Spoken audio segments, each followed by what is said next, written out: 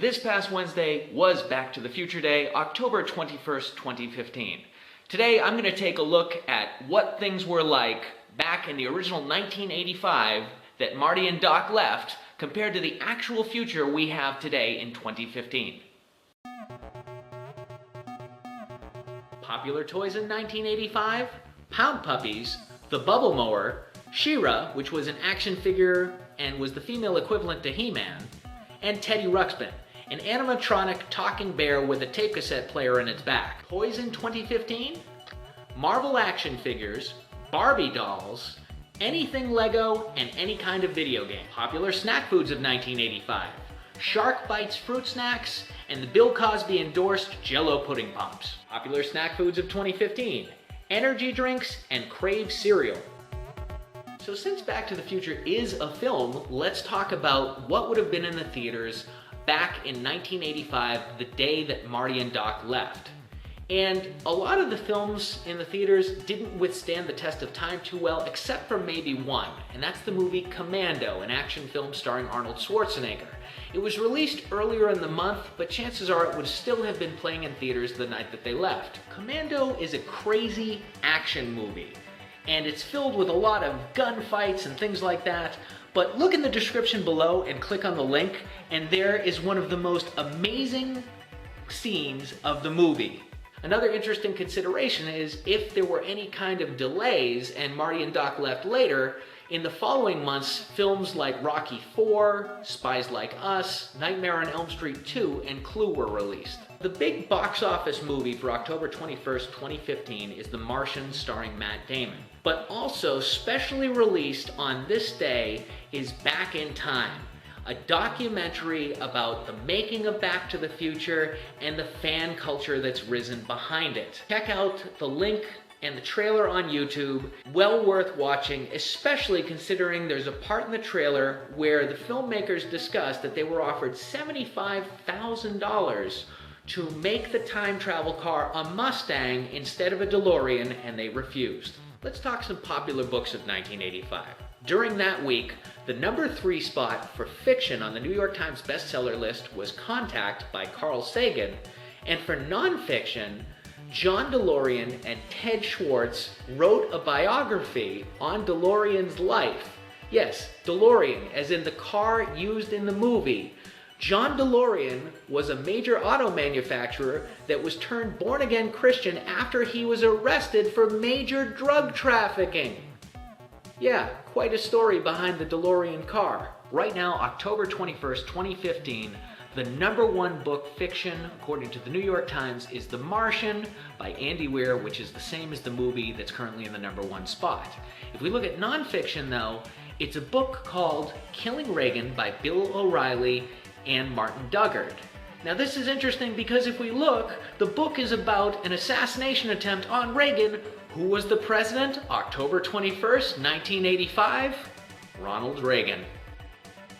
Another important point that should be made is that in 1985, all the books were paperback and hardcover, and while those still greatly exist today, we are making the transition into digital format books. On television, 1985, the newest shows that had come out were MacGyver. You may remember him as the action hero who could combine a snorkel, peanut butter, raisins, and a pipe cleaner and get himself out of a prison cell, and the cartoon Jem, who was truly outrageous.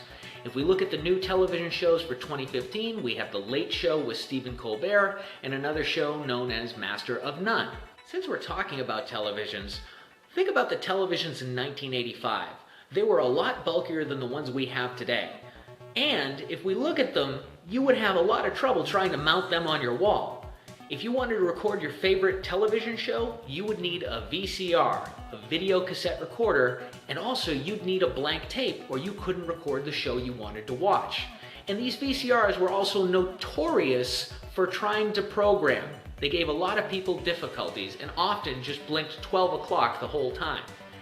Today, 2015, everything's gotten much easier. Televisions are slimmer, readily fit on a wall without that much hassle, and digital recording makes life so much easier. You don't need to go and find a blank cassette tape whenever you want to watch a show. And programming is just so much nicer. So many people love 80s music, let's talk about that. In 1985, records and 8-track were transitioning into cassette tapes, so there's a good chance that the DeLorean itself had a cassette tape player. But assuming that was off, what were Marty and Doc listening to while they drove around in 1985? Well, at that particular time in October, two of the more well-known songs that they probably would have heard on the radio were Money for Nothing by Dire Straits and Take On Me by A-ha. But the moment they touched down in October 21st, 2015, they would have been treated to songs like Hotline Bling by Drake or What Do You Mean by Justin Bieber. And on the topic of music, if you went to the dance floor in 1985, there's a good chance the main moves you would see would be various breakdancing moves. If you fast forwarded to 2015, when Doc and Marty got here, they would be experiencing people doing the whip and the nae-nae. Because the Sports Almanac played such a big role in Back to the Future 2, I have to talk about sports. In 1985, the 49ers won the Super Bowl, the Los Angeles Lakers won the NBA championship, and the Kansas City Royals won the World Series. Bo Jackson was the Heisman Trophy winner at the time. In 2015, the Super Bowl was won by the New England Patriots, the NBA championships were won by the Golden State Warriors, and the Heisman Trophy winner was Marcus Mariota. The World Series at this point hasn't been played yet, but it's going to be the New York Mets either against the Toronto Blue Jays or the Kansas City Royals. Which is interesting because if we look at who won the World Series in 1985 when Marty and Doc left, the World Series was won in 1985 by the Kansas City Royals. So who were the popular sports athletes in 1985? Wayne Gretzky in hockey, Magic Johnson and Larry Bird in basketball. Today in 2015, probably the most popular athletes are Tiger Woods in golf and LeBron James and Kobe Bryant in basketball. So it's an investigation of 30 years of detailed changes that occurred from October 21st, 1985 to October 21st, 2015. It's funny to look back at the filmmakers' thoughts on what the year 2015 would be like and to see today what it actually is like. If you like this video, please hit the like button below, leave me a comment, I'd love to read them, and thank you for watching.